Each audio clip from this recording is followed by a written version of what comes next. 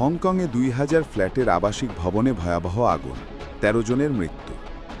হংকংয়ের তাইপো এলাকায় একাধিক উঁচু আবাসিক ভবনে ভয়াবহ আগুন লেগে অন্তত 13 জনের মৃত্যু হয়েছে।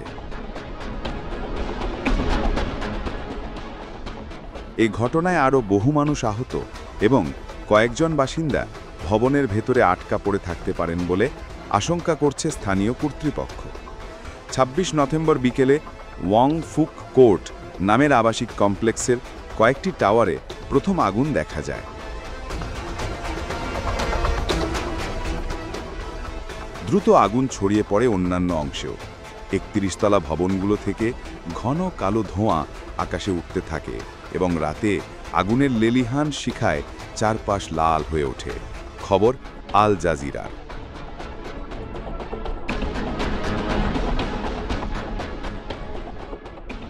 দেশটির ফায়ার সার্ভিস জানায়, ঘটনাস্থলেই 9 জনের মৃত্যু নিশ্চিত করা হয় এবং হাসপাতালে নেওয়ার পর আরও 4 জন মারা যান।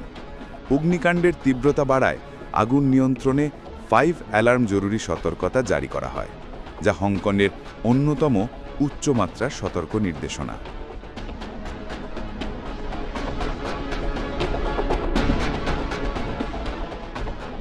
এ ঘটনায় কমপক্ষে 15 জন আহত হয়েছেন।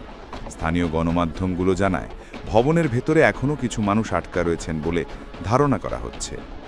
57 বছর বয়সী এক স্থানীয় বাসিন্দা সো গণমাধ্যমকে বলেন, সম্পত্তি নিয়ে কিছু করার কেপ্তা নেই, শুধু চাই সবাই নিরাপদে বেরিয়ে আসুক, বয়স্ক হোক বা শিশু। ভয়ঙ্কর অবস্থা, মনে হচ্ছে এখনও অনেকে ভেতরে আটকে আছে।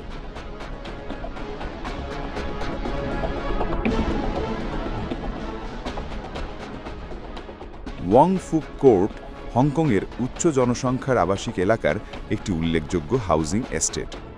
রেকর্ড অনুযায়ী 8টি ব্লক নিয়ে গঠিত এই কমপ্লেক্সে প্রায় 2000 ফ্ল্যাট রয়েছে এবং বসবাস করে প্রায় 4800 মানুষ।